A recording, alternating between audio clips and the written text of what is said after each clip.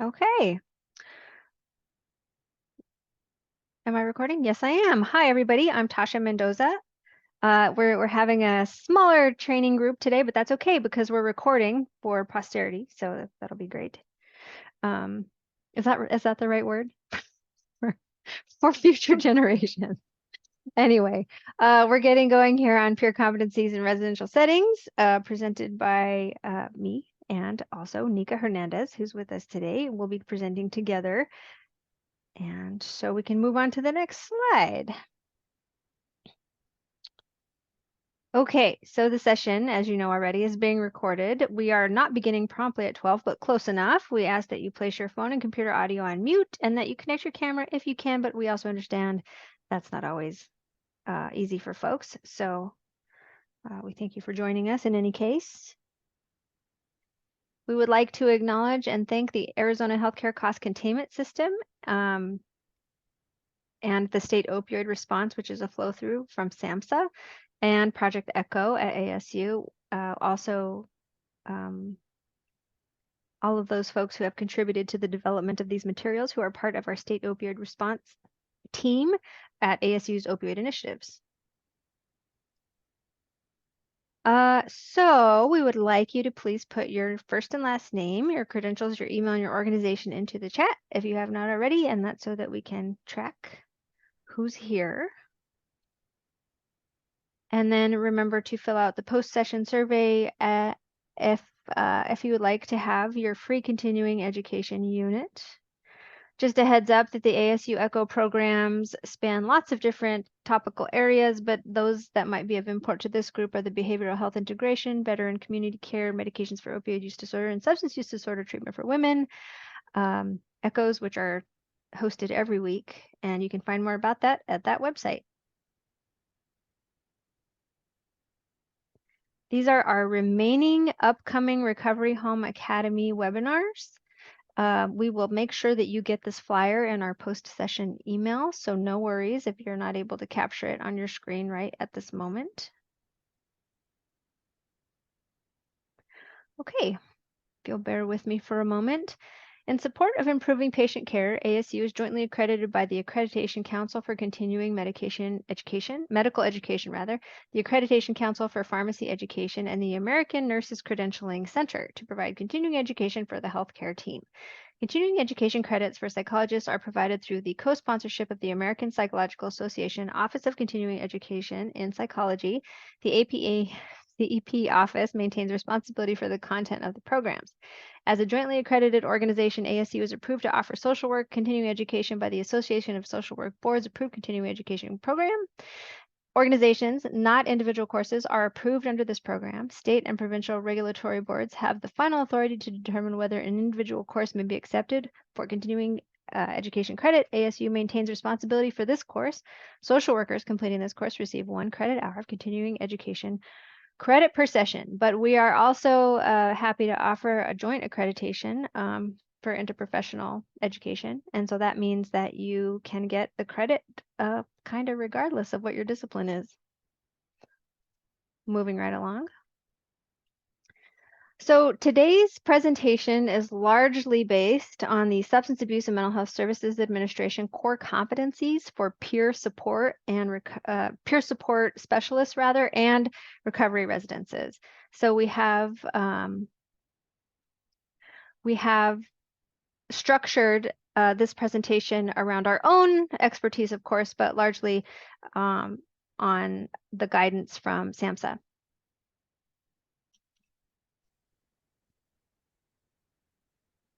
Oops. Okay. Let me move some stuff around here a little bit. Okay, so the focal point of today's presentation is not really about delving into the procedures that are unique to recovery homes. It's really crucial for house managers and for peer support specialists to understand expectations and operational guidelines specific to their homes, but that's not what today's presentation about. Today, we're trying to understand the role of peer support specialists as leaders, as mentors, as other people seeking recovery, helping folks in recovery homes also seek lasting recovery. As I mentioned earlier, our discussion really is central to the principles of core competencies for peer workers, which is guidance put out by SAMHSA. The principles are not theoretical constructs only, right? They're a foundation to foster a supportive and empowering recovery environment. So along with that, we're also going to discuss professional values and ethics and boundaries. Those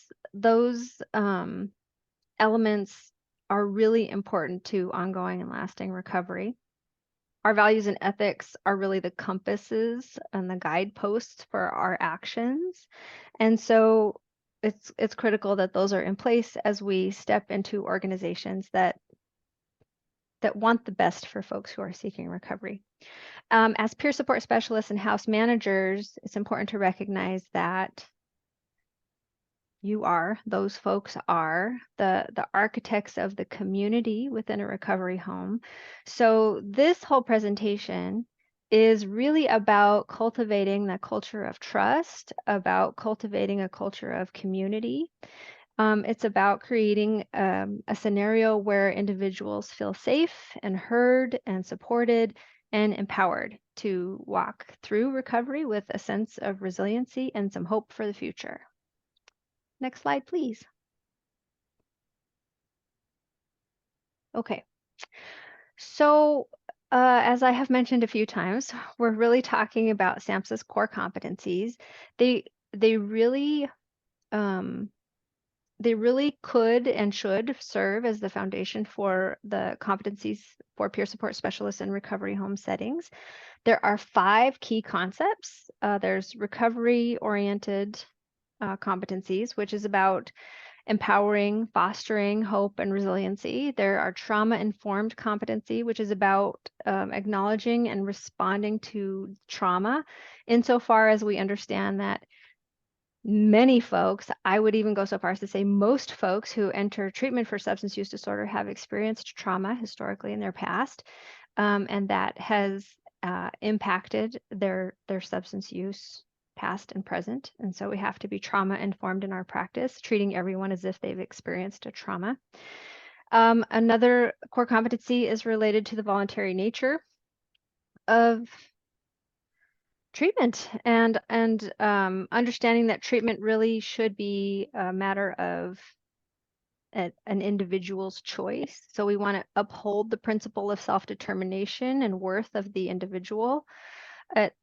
Core competencies are also about being relationship focused. So we understand that those relationships among peer support specialists and the people they serve, which would be residents in this case, those relationships should be nurturing and supportive and not toxic and harmful. And lastly, all of this work should be person-centered, which is to say that we are tailoring approaches to the unique and individual needs of the person who's with whom we are working, and that we're honoring their unique experience in recovery. Next slide. Right. So the first principle we're going to cover is recovery oriented. We'll be exploring the importance of aligning personal values with ethics, understanding boundaries, and providing support that emphasizes physical, psychological, and emotional safety. So, Sebastian, if you could go ahead and put the link for the values checklist in the chat, please. And you can go ahead and open that and review it as I work through this slide. It's so an important piece of remaining recovery oriented is to know and to be able to reflect on our own values. And understanding our own values helps us to better understand and respect our clients or other residents' values, and assists in setting boundaries that are crucial to providing effective support. And closely tied to values are ethics. Each organization is going to have their own ethics, and one specifically that recovery homes follow is the NAR Code of Ethics, the National Alliance for Recovery Residences. And Sebastian, if you could put that link in the chat. So the Code of Ethics serves as a guide guide for recovery support professionals. And the Code of Ethics will help strike a balance between our own involvement, an individual's own involvement in the recovery support. And it helps to maintain healthy boundaries and relationships within a recovery home.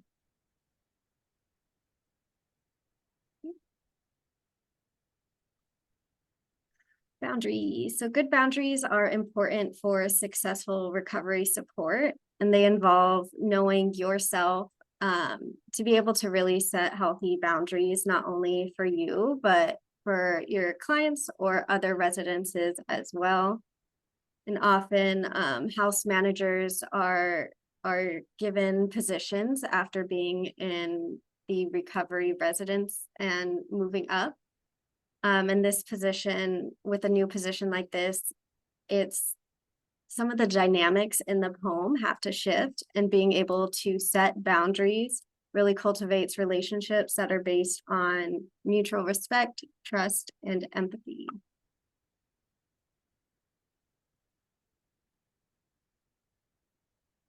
For the next core principle, we're going to discuss trauma-informed care. Peer recovery support utilizes a strength-based framework that really emphasizes physical, psychological, and emotional safety. So trauma is something that's going to last. Individuals and impact an individual's life forever. They have long-lasting effects on functioning, mental and physical, social, emotional, and spiritual well-being.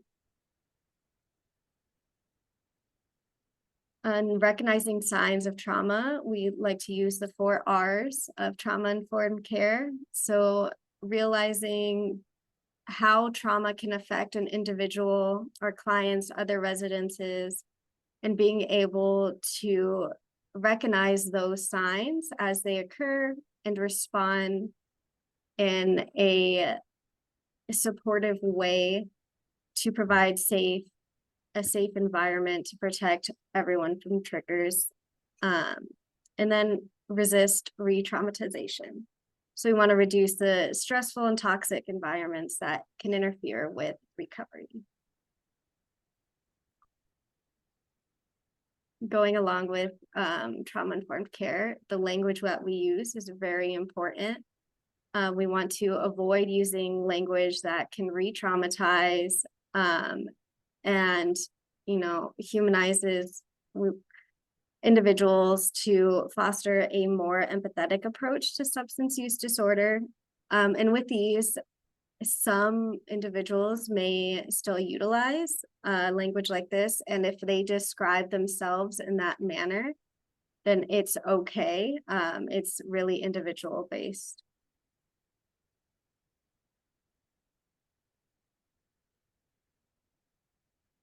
Toss it back to Tasha, talk about motivational enhancement. And before I talk about this, the one thing I want to say, which I'm sure is not going to be lost to the folks I see in the room, is that we are obviously not going into any detail about any of these areas. Trauma-informed practice can be its own graduate level course. So as can motivational enhancement techniques and motivational interviewing. So we have a slide devoted to those things. And the reason that we've included those notions here is because, of course, they are part of our guideposts that are offered by SAMHSA in terms of wanting to have a competent peer support specialist workforce. So there's that. But the other is to suggest, like, these are areas where probably peer support specialists could use some more training. So of course, in being trauma informed and what that means pragmatically would be really helpful. That would be one place where you would want to increase your training as a peer support specialist, or encourage peer support specialist training if you're a manager. But another one is related to motivational enhancement. And so motivational enhancement is an umbrella that sort of captures a lot of techniques that are related to motivational interviewing. So what we know about peer support specialists and their work with residents in recovery homes is that effective communication is of the utmost importance. It is a really incredibly important tool to be able to communicate effectively. And to that end, motivational interviewing skills is just really a pseudonym for effective communication. It really is a great set of techniques for learning how to be a good listener, for learning how to be a good reflective listener, for learning how to have conversations with people that are not confrontational, but that are actually helpful and supportive. And wouldn't you know it, when you have those kinds of conversations, people are motivated to make lasting behavior change, which is kind of the cool and special thing about motivational enhancement techniques. Anyway, there's a few components, key elements of MI that are worth highlighting here. Those being collaboration versus confrontation. Collaboration being key. Confrontation doesn't work, surprise, to move people to make behavior change. We want to talk about evoking as opposed to imposing. So that means drawing out somebody's own motivations for change rather than imposing ideas on them about how they might change. And that's a really, really important piece. That might even be the cornerstone about why motivational enhancement works. The whole idea for motivational enhancement techniques is that you try to evoke within a person their own value system for who and how they see themselves, and then show them the difference between their own value system and the behaviors that they are engaging in. And when you can create that discrepancy, and you do it in such a way that the person you're speaking to sees the discrepancy, then that's ultimately what moves folks forward into lasting and positive behavior change. Another key component is autonomy over authority. It kind of goes hand in hand with that whole confrontation bit. Folks need to feel as if they have the freedom to choose. They need to feel autonomous over their own life and decisions. And if they can feel that, and then it's more likely then that they will be motivated to find a path toward their own subjective recovery journey. It's not as likely if they have an authority figure telling them and confronting them to do so. Compassion, of course, is a part of this process as well. Compassion is really the root of motivational interviewing and motivational enhancement techniques, going way far back to some original important thinkers that thought that compassion and unconditional positive regard was fundamental to how you might, peer support specialist, get your clients or other residents in a recovery home to move toward lasting recovery. So how do you do that? Like, what are the skills involved? Like, once you have some of those components on your brain, what are the skills? Well, some of the skills are open-ended questions, affirmations being positive things that you would say to the person that you're speaking with. You're going to be able to reflect and summarize messages that that person is giving to you in such a way that they can essentially see themselves in a mirror. It takes a great deal of practice to do that effectively. You want to attend to language of change. And so what that means is when folks are talking about making changes that are positive with respect to their behavior, you want to latch on to the positive change talk, and you want to not latch on to toxic and hurtful and shaming talk. And that can be a little bit tricky sometimes. All of this to say that these skills are really, really useful to have. They take a great deal of practice. And this is one slide to let you know that you might want to head down that road if you have not already.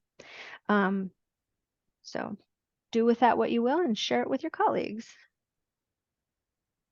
Okay, here's a next core principle. So we see that peer workers act as partners, or maybe as consultants potentially. We could think of them as coaches or guides. But we should never think about them as dictators or authority figures or bosses. They are essentially there to help guide recovery plans and the elements associated with recovery. So peer support specialists should be all about helping clients, residents make their own choices to positive change. Again, the principal component of that is safeguarding autonomy, safeguarding the ability to make personal choices. Another important point here with respect to this core principle is the fact that the relationship is really key in making behavior change with respect to the relationship between the peer support specialist and the client or resident. Those relationships should really be built on a foundation of trust and empathy and collaboration. And all of that should be an environment that fosters that kind of relationship. And so I would refer to that environment as a recovery environment or a recovery community. But the overall idea is that embracing the principles, this one and the ones that we've talked about already, really lead to building a nurturing, recovery-focused environment and a collaboration between peer support specialists and the clients or residents that they work with, such that that relationship is mutually enriching. And the way that it's mutually enriching, and this is really important, is that peer support specialists get to achieve a much longer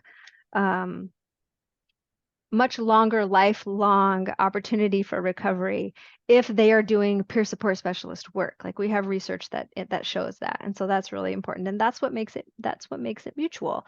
And the client or resident, their part of it is they get to start down that path and do it in a way that is supportive with the peer support specialist, but also values their own inherent worth and dignity as an individual who's making their own choices. Okay, next slide, please. So more on building a community. First, why and how? Oh, we have a couple folks coming in still. So the essence of creating a supportive community within a recovery home is really about extending this notion of voluntary engagement and relationship focus. So the reason that we want to do that, of course, is because if folks can prolong a length of stay in the recovery home, then that could be positively correlated with their outcomes as they're associated with recovery. So less or no use of alcohol or drugs moving forward. Let's see. The other ways that we're going to think about building community within the home might be through group activities, opportunities like shared meals, sobriety meetings, or mutual self-help meetings, maybe not totally focused on sobriety if it's a different kind of mutual help. It's important that there be some sort of communal experience in the home in order to build community, and it should be a recovery community. What else do I want to say? Other aspects that are sort of more about existing in the world as a responsible member of society might have to do with things like employment assistance or healthcare access. And so it's possible that some of those components are part of this community as well, so that there's maybe supports within recovery homes that would allow people to do some education or work training or life skill development. There might be some programming to that end. But ultimately, communities within the home should seek to empower this, not just the pragmatic or practical skill set of the individual who's living in the recovery home, but it should empower them to seek their own recovery. And the way that this happens is through recovery, through peer support specialists. When you say recovery a million times, it just keeps coming out of your mouth over and over and over again. Okay. So now let's talk about the individual recovery journey. So this is just a caveat to everything we've talked about thus far, and it's a slide that recognizes that not everybody is on this sort of one size fits all path to recovery. Recovery can look different for different folks on different journeys. So just a heads up to say that recovery is wildly individualized.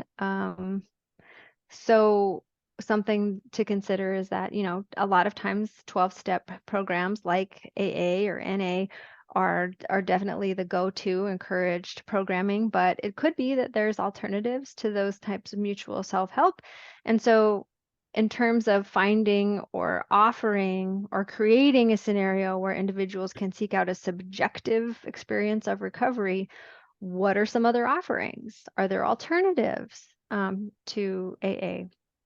So, uh, you know, it could be that there's like programmatically different alternatives, but it could also be, there's AAs that are really about accepting into your life a higher power, but then there's AAs that are really for folks who consider themselves to be completely atheist, and those programs exist. And so having an understanding that everybody's on their own path, do recovery home support specialists, especially house managers, have the ability to refer out and to connect people to those services to make sure that everyone's unique needs are met.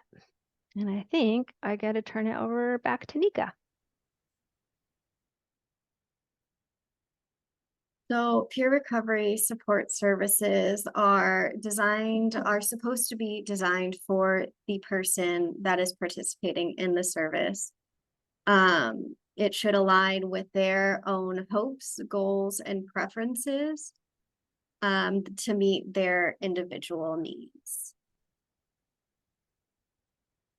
When thinking about individuals with racial or ethnic diverse backgrounds, the opioid epidemic has largely ignored the needs of racially minoritized communities, and these communities often face more punishment rather than treatment for substance use disorder.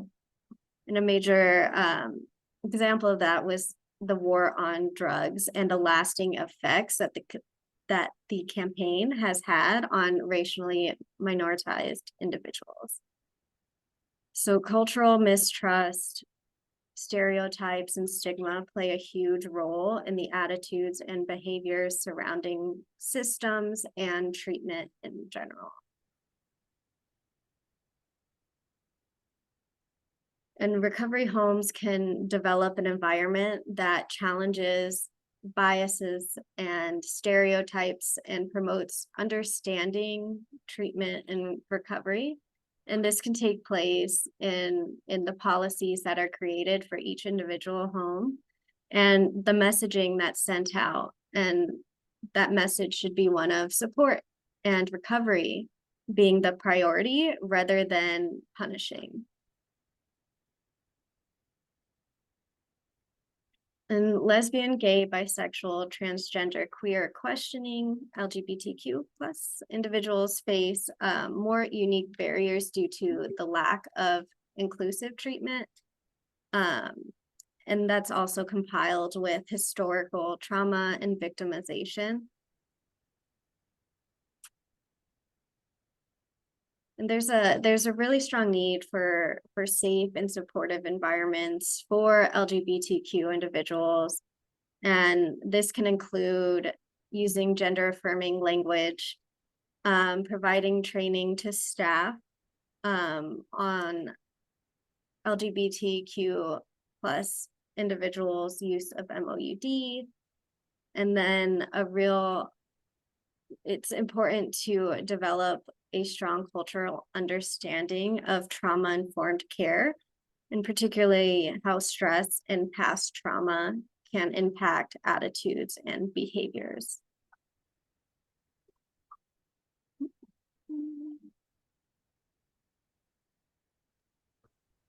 Back to me. Okay, so we're wrapping around the corner here to say that all of those competencies are important in recovery home settings to have a really nice foundation for a recovering community. And when that doesn't happen, we need to have a means to make that known. So that's why this slide is really important. Residents have the right to safe and supportive housing, and to that end, they have the ability to file grievances or complaints if they have experienced mistreatment or discrimination. And this is really important given recent issues related to folks who are running sober living or recovery homes who have taken advantage of the system and have essentially sort of been bad actors in terms of fraudulent behavior and then mistreating the residents of the homes. And so it's important that the information get out to folks who are residing in recovery homes so they know that there's a means to let their grievances be known. So one of those ways is to let the Arizona Department of Health Services know. There's links to get to those forms specifically. You can also file a charge or a civil action with the Southwest Fair Housing Council. But then there's also just the police if things are especially heinous and problematic. But there are reports that can be made and places to go in case those recovery communities are not exactly recovery communities, so to speak. Okay. So we rolled through that pretty quickly, and I think we can probably stop the slide share.